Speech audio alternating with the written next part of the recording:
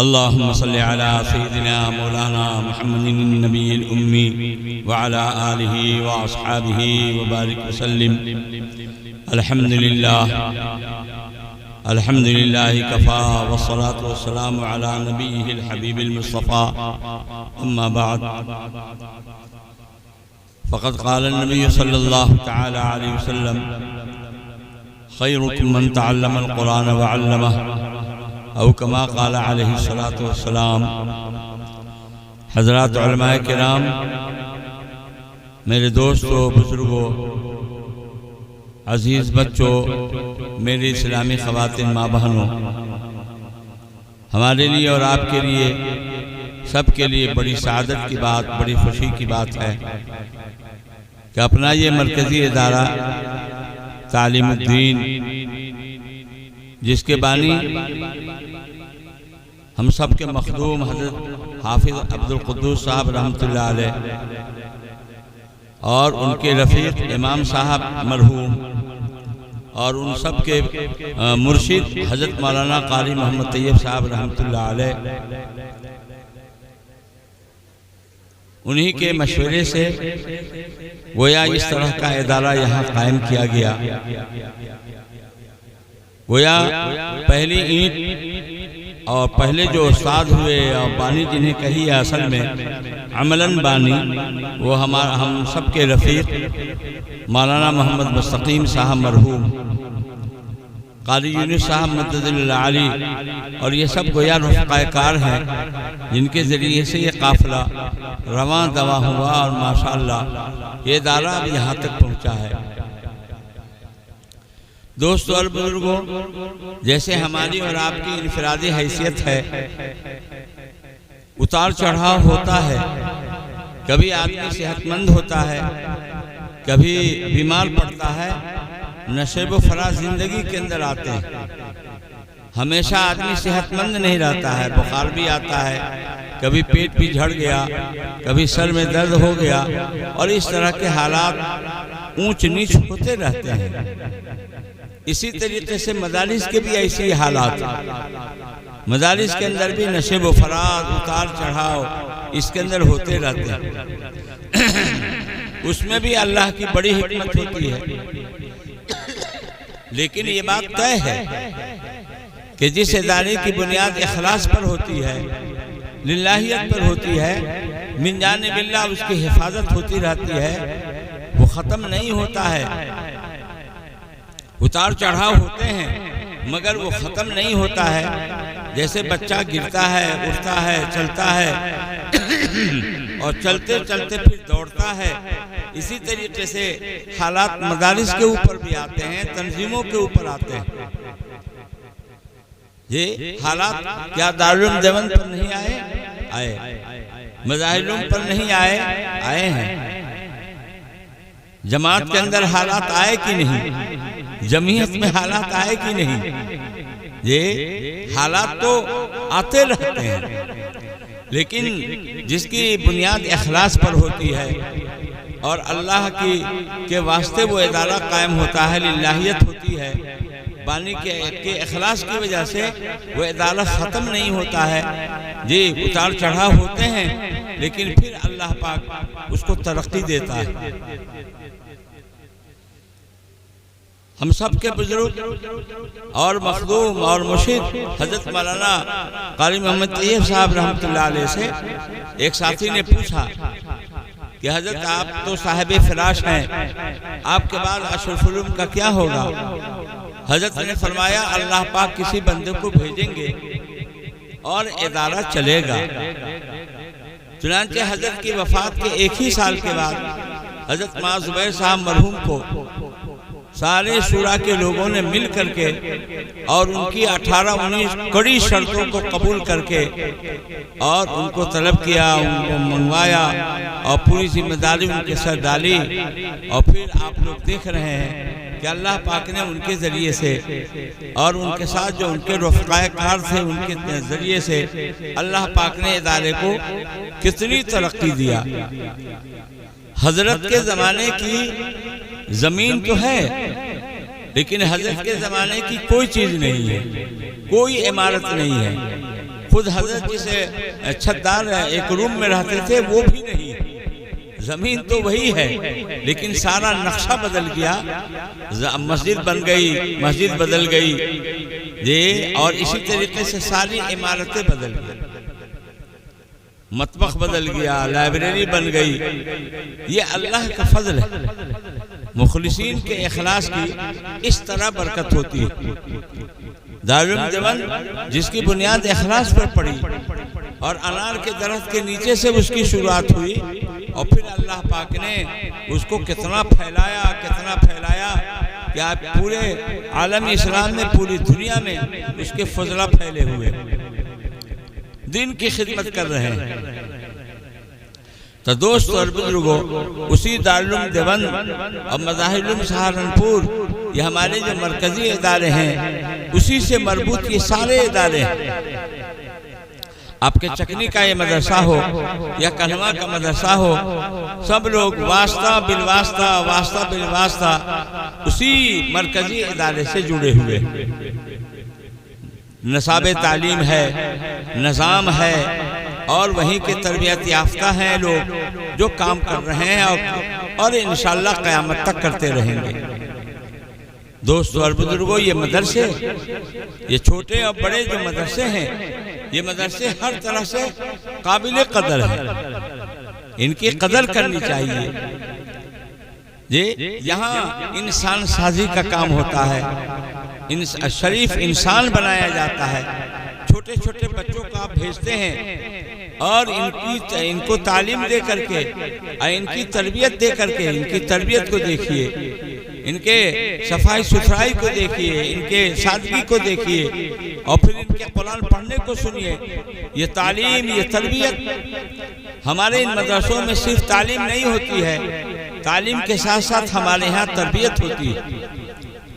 جو عصری درسگاہیں ہیں، اسکول، کالج، یونیورسٹی، وہاں تعلیم تو ہوتی ہے کسی درجے میں، تربیت نہیں ہوتی، اور ہمارے یہاں تعلیم کے ساتھ ساتھ تربیت پر دھیان دیتے ہیں جی۔ وضع قضا کو دیکھتے ہیں، نماز میں ان کی نگرانی ہوتی ہے، نماز صحیح پڑھتے ہیں کہ نہیں، ان کے کرتا پیجامہ کو دیکھا جاتا ہے، ان کے وضع قضا، بال اور اس سب کو دیکھا جاتا ہے، اور اس طریقے سے کمرے کے اندر آنے جانے پر دھیان ہے۔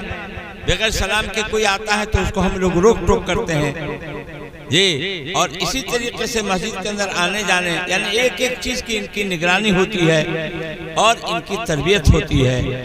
اور تعلیم بھی ماشاءاللہ صحت کے ساتھ، قرآن پاک کی تصحیح کے ساتھ قرآن پاک پڑھاتے ہیں، اور اس طریقے سے ان کو تعلیم و تربیت سے آراستہ پیراستہ کر کے شریف انسان بنا کر کے ہمارے یہ مدرسے قوم و ملت کو دے رہے ہیں، اس ملک کو دے رہے ہیں یہ ہماری سرکار بھی یہی چاہتی ہے کہ ہندوستان کا ہر باشی تعلیم یافتہ ہو جائے۔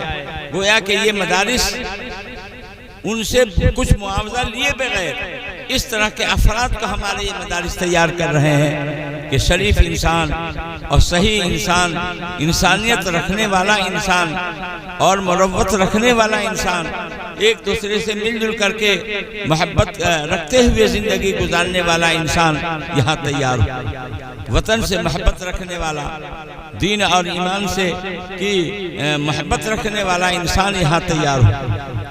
دوستو اور بزرگوں، یہ مدارس ہمارے بڑی قدر کی نگاہ سے انہیں دیکھنا چاہیے، اور یہ ذہن میں رہے کہ یہ جو ہمارے علماء پڑھانے والے ہیں، یہ گویا یہ مخلصین کی جماعت ہے، بڑے اخلاص کے ساتھ یہ لوگ پڑھاتے ہیں، قلیل تنخواہ پر گزر بسر کر کے، اور یہ لوگ تعلیم و تربیت بچوں کو دیتے ہیں، کیونکہ ہمارے یہاں تعلیم تجارت نہیں ہے، ہمارے یہاں تعلیم عبادت ہے، نماز عبادت ہے، روزہ عبادت ہے، حج و زکوٰۃ عبادت ہے۔ ایسے ہی قرآن پاک کی تعلیم دینا ہم عبادت سمجھتے ہیں، حدیث پاک کی تعلیم دینا ہم عبادت سمجھتے ہیں۔ ہم تعلیم کو تجارت نہیں بناتے ہیں۔ جی بچوں سے ہم اتنا پیسہ لیں گے، اتنی فیس لیں گے، تب جو ہم پڑھائیں گے، وہ تجارت ہے۔ اور ہم تو للہ فی اللہ ان کو پڑھاتے ہیں، جی بغیر کوئی فیس لیے ہوئے، بغیر اس طریقے سے معاوضہ لیے ہوئے ہمارے یہ علماء، ہمارے یہ اساتذہ پڑھاتے ہیں۔ اور حاضری یہ بناتے ہیں 6 گھنٹے کی، اور ڈیوٹی ان کی ہوتی ہے 24 گھنٹے۔ مغرب بعد بھی پڑھا رہے ہیں صاحب، فجر سے پہلے بھی پڑھا رہے ہیں جی، اور اسی طریقے سے دوپہر کو بھی پڑھا رہے ہیں، فجر بعد پڑھا رہے ہیں۔ گویا کہ بالکل بچوں کے اوپر ان کی پوری توجہ ہے اور پوری محنت ہے کہ کس طریقے سے یہ صحیح انسان بن جائے۔ جی 2 مزدور آپ کے ہاں 8 گھنٹے کی ڈیوٹی اس کی ہو اور 12 گھنٹہ 16 گھنٹہ ڈیوٹی کرے، آپ اس سے کتنا خوش ہوتے ہیں کہ بڑا اچھا مزدور۔ دیکھیے نا 6 گھنٹے اور 8 گھنٹے کی ڈیوٹی ہے اور اسی کی یہ مزدوری لیتا ہے، اور ڈیوٹی دیکھیے کتنی دیتا ہے۔ ایسے ہی سمجھئے کہ علماء اور یہ دین کے جو خدام ہیں، ان کی قدر منزلت اللہ کے ہاں بہت ہے، اس لیے کہ یہ صرف ڈیوٹی نہیں بلکہ یہ خدمت کرتے ہیں، قرآن اور حدیث کی خدمت کرتے ہیں، قرآن اور حدیث کی اشاعت اور ترویج میں یہ لوگ لگے ہوئے ہیں۔ اس لیے اللہ کے محبوب حضور سرور عالم صلی اللہ علیہ وسلم نے سب سے اونچی دعا ان لوگوں کو دی، فرمایا اللہ خوش رکھے، اللہ ہرا بھرا رکھے ان لوگوں کو جو میری باتوں کو، حدیثوں کو سنے اور اس کو یاد کرے اور پھر دوسروں تک پہنچائے۔ اللہ خوش رکھے اور ہرا بھرا رکھے، خوشحال رکھے، سرسبز و شاداب رکھے۔ ان دونوں جماعتوں کے بارے میں آپ نے آقا صلی اللہ علیہ وسلم نے دعا دی ہے، اللہ خوش رکھے، جو میری حدیثوں کو یاد کرے اور پھر دوسروں تک جو ہے پہنچائے۔ اتنی بڑی دعا کسی کو نہیں دی گئی۔ یہ نہیں فرمایا گیا کہ اللہ نماز پڑھنے والوں کو ہرا بھرا رکھے، روزہ رکھنے والوں کو ہرا بھرا رکھے، زکوٰۃ دینے والوں کو ہرا بھرا رکھے، حج پڑھنے والوں کو ہرا بھرا رکھے۔ نہیں، اس طبقے کو جماعت دی ہے، اس طبقے کو اور اس جماعت کو آقا صلی اللہ علیہ وسلم نے دعا دی ہے جی کہ اللہ خوش و خرم رکھے ان لوگوں کو جو میری حدیثوں کو سنے اور اس کو یاد کرے اور پھر دوسروں تک پہنچائے۔ پڑھنے والے ہمارے بچے ہیں اور پڑھانے والے، پہنچانے والے ہمارے اساتذہ۔ اسی دعا کا اثر ہے ان کی زندگی میں کہ تنخواہ کم ہے، لیکن ان کی خوراک، ان کی پوشاک کو دیکھیے، ان کے پہننے اوڑھنے کو دیکھیے، ان کے چہرے مروں کو دیکھیے، سرسبز و شاداب ہیں۔ یہ ہریالی ان کی زندگی میں ہے، سکون اور اطمینان ان کی زندگی میں ہے۔ وہ سکون اور اطمینان اور یہ ہریالی اور یہ سب آقا صلی اللہ علیہ وسلم کی دعاؤں کا اثر ہے جی۔ ایک ماسٹر ہے، ان کی تنخواہ 50,000 لاکھ ہے۔ ایک ماسٹر کہنے لگے کہ ہم لوگوں کی تنخواہ 50,000 لاکھ ہے، لیکن عطر میسر نہیں ہے، خوشبو میسر نہیں ہے۔ یہ مولانا لوگ 8,000 اور 10,000 پانے والے یہ خوشبوئے میں معطر ہوتے ہیں۔ اور ظاہر ہے کہ ان کی جو قدر دنیا کے اندر بھی ان کی قدر ہے، اور انشاءاللہ اللہ کے ہاں تو مقام ہے ہی۔ یہ دین کی خدمت کرنے والے ہیں، قرآن حدیث کی خدمت کرنے والے ہیں، اللہ ان کو محروم کیسے رکھے گا۔ دوستو، اللہ کے محبوب صلی اللہ علیہ وسلم نے ارشاد فرمایا، تم میں سب سے بہتر آدمی وہ ہے جو قرآن پاک سیکھے اور سکھلاوے، قرآن پڑھے اور پڑھاوے۔ تم میں سب سے بہتر آدمی وہ ہے جی۔ تم کا مطلب یہ ہے پوری دنیا مخاطب ہے، وزیر اعظم سے لے کر کے چپراسی تک، امیر ہو غریب ہو کوئی بھی ہو، سب میں بہتر آدمی وہی ہے جو قرآن پاک سیکھتا اور سکھلاتا ہے اور پڑھتا اور پڑھاتا ہے۔ سب سے بہتر آدمی اللہ کی نظر میں، اللہ کے محبوب صلی اللہ علیہ وسلم کی نظر میں سب سے بہتر آدمی وہ ہے۔ اور اگر کوئی ان لوگوں کو کمتر سمجھتا ہے، یہ گھٹیا چھٹیا سمجھتا ہے محض اس بنیاد پر کہ ان کی تنخواہ کم ہے، ہماری یہاں معیار کسوٹی تنخواہ ہے جس پڑھائی کے اوپر اعلیٰ درجے اونچی تنخواہ ہو، 50,000 لاکھ 2 لاکھ ہو، وہ سب سے اونچی تعلیم ہے، اور جس تعلیم کے اوپر 8,000 10,000 15 20,000 ہو، یہ تعلیم گویا ادنا ہے اور نیچے کی تعلیم۔ یہ ہماری سوچ ہے جی، یہ غلط سوچ ہے جی۔ اعلیٰ اور بالا اور سب سے اونچی تعلیم تو وہ ہوگی جو اللہ اس کے محبوب حضور سرور عالم صلی اللہ علیہ وسلم جس کو اعلیٰ فرمائے، بہتر فرمائے، وہ علم سب سے اونچا ہوگا اور وہ تعلیم سب سے اونچی ہوگی۔ تو دوستو، میں کہا کرتا ہوں کہ خیر جائے گا، بھلائی جائے گی، ہر طرف سے آئے گی۔ آپ کی اولاد میں سب سے بڑھیا اولاد وہ ہے جو قرآن پاک سیکھے اور سکھلاوے۔ آپ کے مالوں میں سب سے بڑھیا مال وہ ہے جو قرآن پاک کے سیکھنے اور سکھانے پر خرچ کیا جائے۔ آپ کے وقتوں میں سب سے بڑھیا وقت وہ ہے جس وقت میں آپ قرآن پاک سیکھیں اور سکھلاویں۔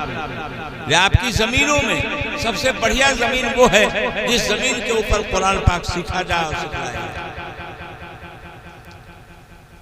یہ مدرسے جہاں قرآن اور حدیث کی تعلیم ہوتی ہے جی، اس کی عظمت کا آپ سمجھیے۔ جہاں اللہ کا ذکر ہوتا ہے، رحمت کا نزول ہوتا ہے، فرشتے اس پر رشک کرتے ہیں، رشک کرتے ہیں فلک، رشک کرتا ہے فلک، ایسی زمین پہ اسعد جس پہ 2-4 گھڑی ذکر خدا ہوتا ہے جی۔ جہاں اللہ کا ذکر ہو، قرآن پاک کی تلاوت ہو، وہاں پر آسمان اس زمین کے حصے پر رشک کرتا ہے، فرشتے اس کے اوپر رشک کرتے ہیں، اور یہ ذہن میں رہے فرشتوں کا نزول ہوتا ہے، سکینہ کا نزول ہوتا ہے، طمانینت کا نزول ہوتا ہے، اور ایسی جگہوں کو فرشتے تلاشتے رہتے ہیں اور وہاں پہنچتے ہیں جہاں اللہ کا ذکر ہوتا ہے۔ حضرت شیخ عبدالحق محدث دہلوی رحمۃ اللہ علیہ جہاں حدیث پاک کی تعلیم دیتے تھے، ان کے وفات کے بعد جی مرور زمانہ گزرتا گیا، ایک وقت آیا کہ وہ کھنڈر بن گیا، مختلف قسم کے جھاڑ پیڑ پودے نکل آئے۔ ایک بزرگ وہاں سے گزر رہے تھے تو وہاں تھوڑی دیر کھڑے رہے اور پوچھا بھائی یہ کھنڈر جو ہے یہ کیا چیز ہے؟ لوگوں نے کہا ہم تو شروع ہی سے دیکھ رہے ہیں کہ کھنڈر ایسے ہی کا ایسا ہی ہے۔ بزرگوں نے کہا کہ نہیں، صحیح بتلاؤ یہ کہ کھنڈر کیا۔ ایک عمر دراز آدمی لایا گیا، معمر آدمی، اس سے پوچھا گیا کہ بڑے میاں یہ جو کھنڈر نظر آ رہا ہے یہ کیا ہے؟ اس عمر دراز آدمی نے کہا کہ ہم لوگ بچپن میں سنتے تھے یہ جگہ ہے۔ شیخ عبدالحق محدث دہلوی رحمۃ اللہ علیہ حدیث پاک کی تعلیم دیتے تھے۔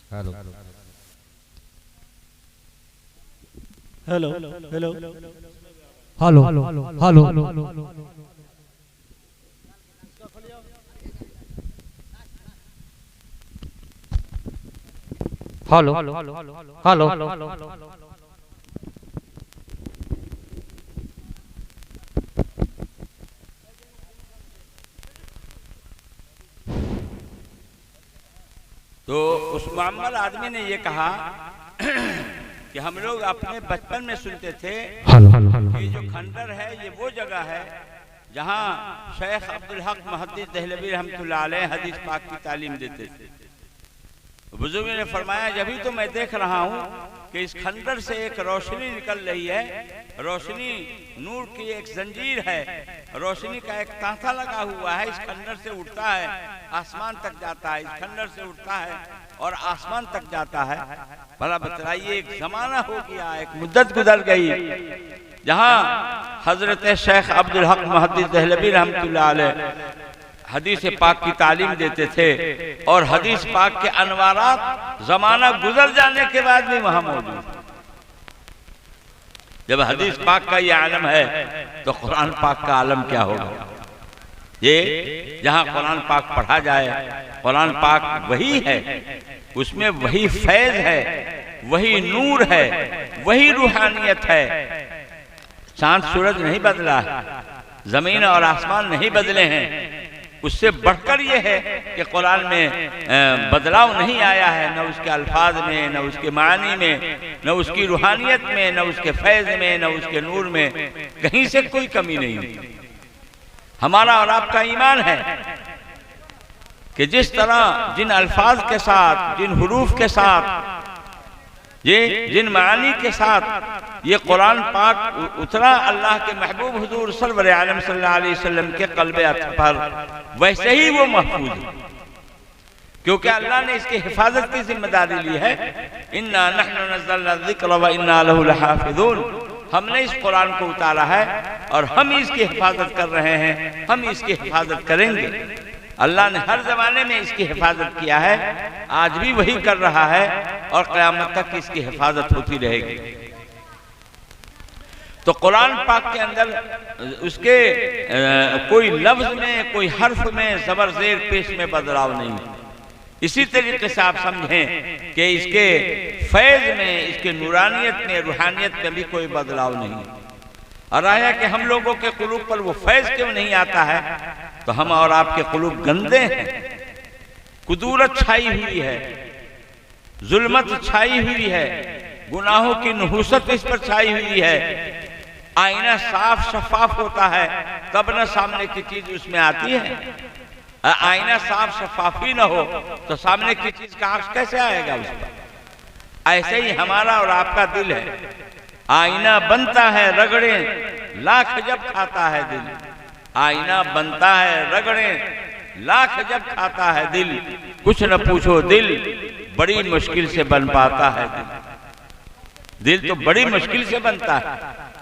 ہم نے دل کو بنایا کہاں ہے؟ ساری محنت تو جسم پر ہے، دل پر کوئی محنت نہیں۔ دل کی جو غذا ہے قرآن پاک کی تلاوت ہے اور ذکر کی کثرت ہے، یہ ساری چیزیں یہ روحانی اور قلبی اور دل کی یہ غذا ہے۔ اللہ والوں کیا ہوتی ہے؟ یہ خانقاہوں کے اندر دلوں پر محنت ہوتی ہے کہ دل بن جائے۔ انبیاء علیہ السلام نے جو محنت فرمائی دل کے اوپر فرمائی کہ دل بن جائے۔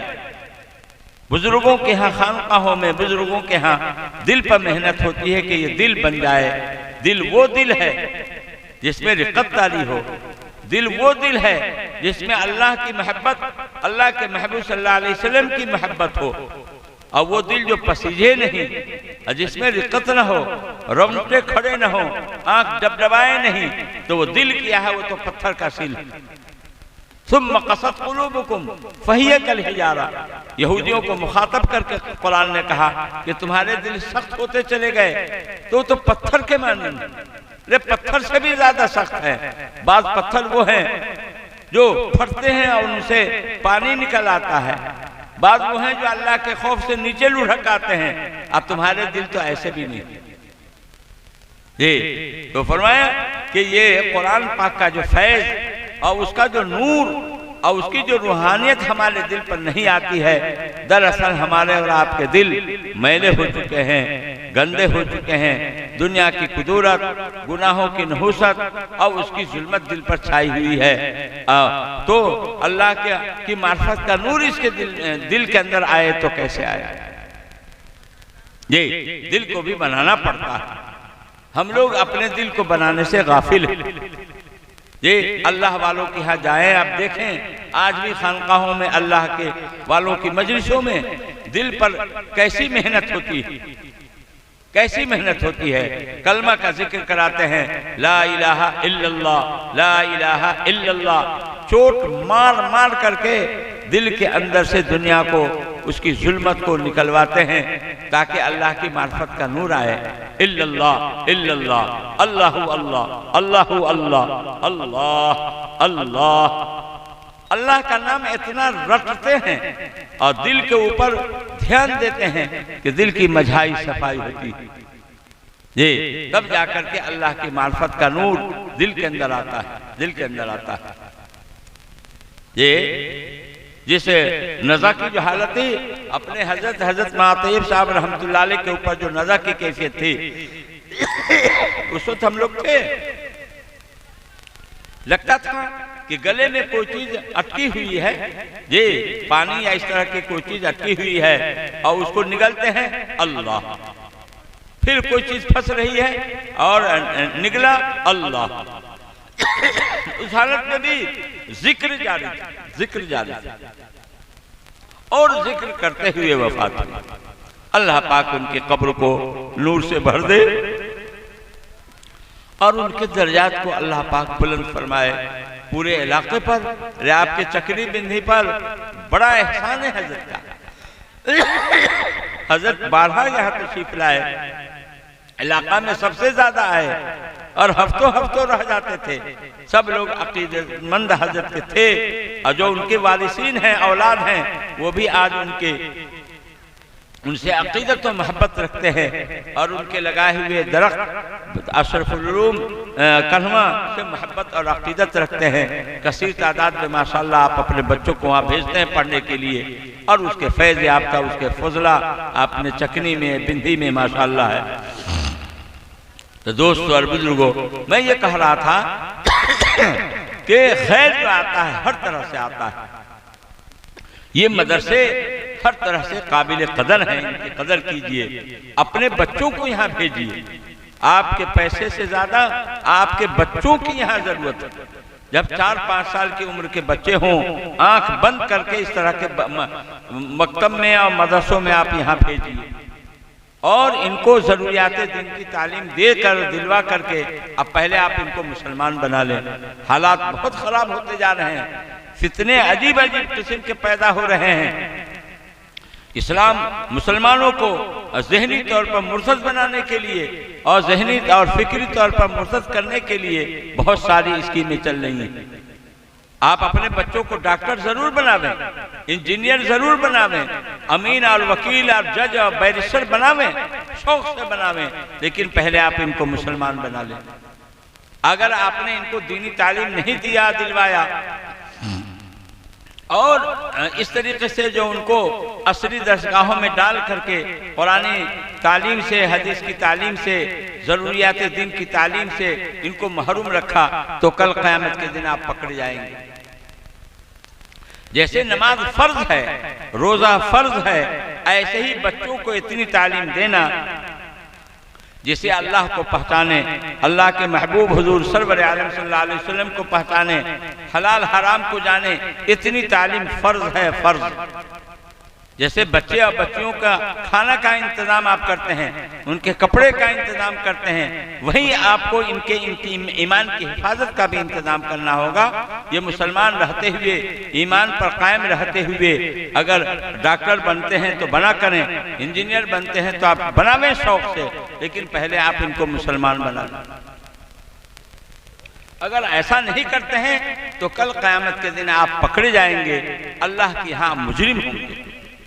یہ چند باتیں ہمارے اور آپ کے سامنے آئیں۔ اللہ کے محبوب حضور سید عالم صلی اللہ علیہ وسلم نے ارشاد فرمایا، تم میں سب سے بہتر آدمی وہ ہے جو قرآن پاک سیکھتا اور سکھلاتا ہے، پڑھتا اور پڑھاتا ہے۔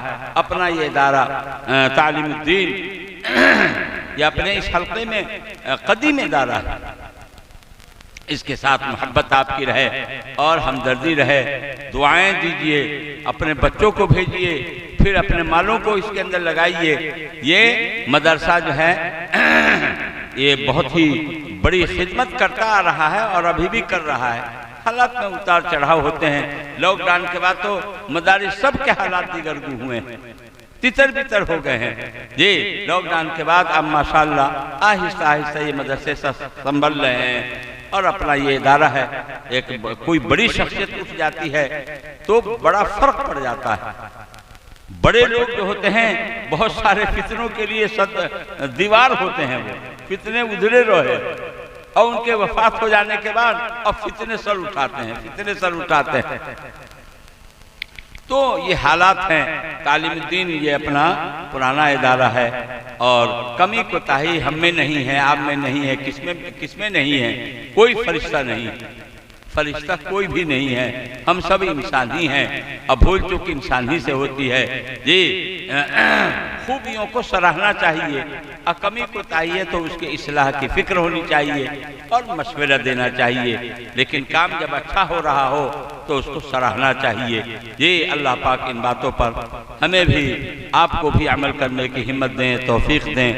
اللہ پاک اس ادارے کی پوری حفاظت فرمائے، ہر قسم کے شر فتن سے حفاظت فرمائے، داخلی خارجی فتنوں سے حفاظت فرمائے. جو ضروریات ہے درپیش غیب سے ان کا انتظام فرمائیں، جو مشکلات ہے اللہ ان کو حل فرمائیں. پڑھنے والے، پڑھانے والے، نظم و انتظام کرنے والے، تعاون دینے دلوانے والے، محبت کی نظر سے دیکھنے والے، سب کو اللہ قبول فرمائے. ومعلوم.